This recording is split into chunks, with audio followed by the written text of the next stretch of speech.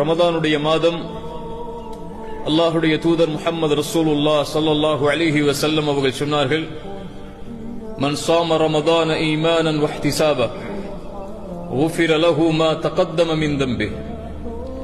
யார் ரமதானுடைய மாதத்தில் ஈமானோடும் நன்மையை எதிர்பார்த்தும் நோன்பை நோற்பாரோ அவருடைய முன் பாவங்கள் அனைத்தையும் அல்லாஹ் மன்னிக்கிறான். அல்லாஹுடைய தூதர் ஸல்லல்லாஹு அலைஹி வஸல்லம் சொன்னார்கள், மன் காம ரமதான ஈமானன் வஹ்திசாபன். யார் ரமதானுடைய இரவுகளில் அல்லாஹுவை நின்று வணங்குகிறார்களோ அவர்களுடைய முன் பாவங்களையும் அல்லாஹ் மன்னிக்கிறான்.